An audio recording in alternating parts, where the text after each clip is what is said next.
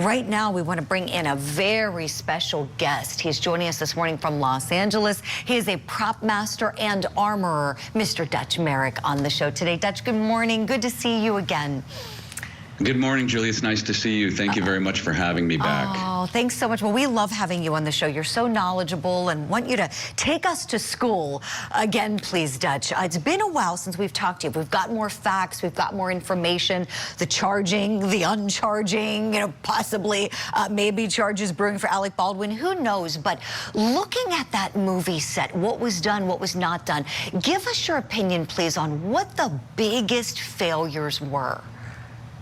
Well, so much has happened in the interim since then. About 6 months after the tragedy, after talking to a lot of other armorers in the industry and really trying to break down what happened, what were the chain of events that happened to this, one of the things we realized, there's not enough across-the-board training. So I started a training course, Prop Gun Safety, and I bring in film professionals every month, and we really break down the Russ case. We spend a lot of time on this and look at all of the contributing factors.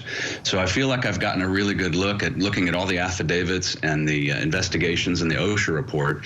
And it's a chain of events. And if any one thing had not happened, she would likely be alive today. And when we boil it down, the basic practices that are common practice in any corner of the film industry is how we handle guns were not followed to the letter on that set. Starting with hiring practices, we're hiring people that were not vetted properly, that don't have the seasoned experience for key safety roles. You know, a guy that's handling a gun, a guy or a girl that is the gun wrangler or armorer, if you will, is a really crucial safety role, like a stunt coordinator or a key safety officer like a key grip. And this person clearly wasn't cut out for the job.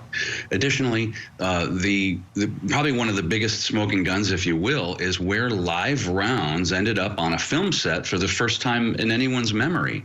There's a fellow, Seth Kenny, with PDQ Arms, who was basically run out of Hollywood for bad practices. He was the provider of guns on that show.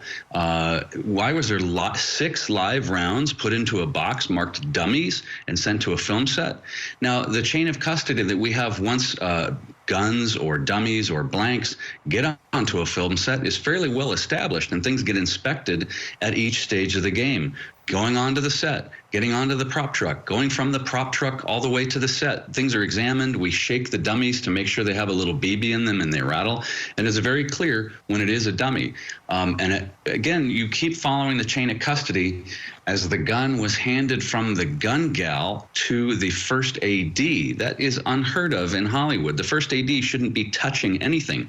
A first AD, Julie, is like a conductor in an orchestra. A conductor in an orchestra carries a baton and he points to the strings and the wind instrument and the bassoon and the bass, but they never touch a single instrument. A first AD is just like that, where they've got a walkie-talkie and a call sheet, and that's it. And they point to the grips and the electricians and the costumers and the prop people to do their job. They don't interfere with that job. This is an example of a very bad AD, and I've talked to many people that have worked with him over the years, and this has been past practice for him to insert himself in the filmmaking process where he really shouldn't be. Now let's take it to the final step, Alec Baldwin. A lot of people try to lay the blame on Alec Baldwin either as an actor because he's holding a gun or as a producer because he's ultimately responsible for the production in some way. Let's take the producer thing off the table, and I'll tell you why. I think he was an executive producer in name. I think he probably helped get funding for the film, and he's an A-list actor, and let's get this thing pre-sold. But he is not managing the day-to-day actions of the set. That's a unit production manager, other producers. You'll see several names of producers on that set who are specifically charged with making sure that that set runs smoothly and it's safe for all the crew members to go home. Now let's look at Alec Baldwin as an actor. When an armorer or gun wrangler is working with an actor, they need to make sure that they are safe and proficient with the gun, and they understand the risks, and they understand that it's ultimately a safe thing when it's handled properly. Now, once I, as an armorer, have talked to an actor and I've walked through the scenes, we walk through all the beats, we've loaded the gun, the camera's rolling, they call action, I'm out of the process. It's ultimately down to that actor's decision making. If something changes, if some condition changes, someone walks in front of the camera, walks in front of the gun, a lamp falls, the actor ultimately has his finger on the trigger or off the trigger. When we look at the footage of the rehearsal an hour earlier before lunch, I went frame by frame, and in that rehearsal, as Alec Baldwin pulls his gun out of his holster, his finger is in the trigger well the entire time. I cannot tell you for sure that he pulled the trigger when the actual event happened, but the FBI tested the gun, and in its original state, they testified that the gun was working properly, which implies that his finger had to press the trigger for that gun to fire. Secondly, the FBI mangled this whole thing by damaging the gun in their investigation, so that further examinations of the gun, it will not be in the exact condition it was on the set. The most recent person to examine the gun, my understanding, has replaced the broken parts with brand new parts and said the gun is functioning. That doesn't count in my book. Wow. We need to know what that gun was exactly as it came off the set, and that is no longer possible. Dutch, how was it damaged? So the FBI ran a number of tests. First of all, by putting a normal cartridge in it, pulling the hammer back as normal, pulling the trigger. They said, yes, the gun fires as it should. They tested the trigger. The gun seemed to work as it's supposed to. Then they did what's called a drop test.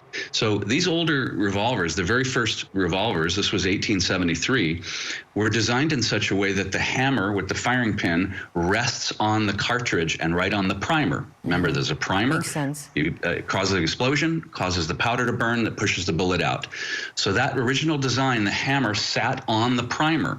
If that gun fell out of a cowboy's holster and landed on the ground, it could hit the hammer, which would hit the primer and fire. So if a gun fell on the ground, it could be struck and fire accidentally. The later generation, they created a little stop in the hammer, so it would come back just an eighth of an inch and it'll hold it off of the primer.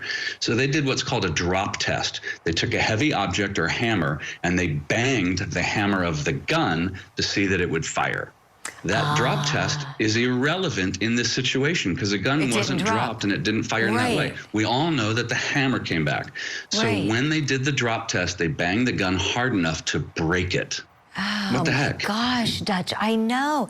That seems so stupid, doesn't it? To damage the most critical piece of evidence, arguably, in this case, right? And this is all what these prosecutors are saying rests on whether or not Alec Baldwin might see the refiling of charges.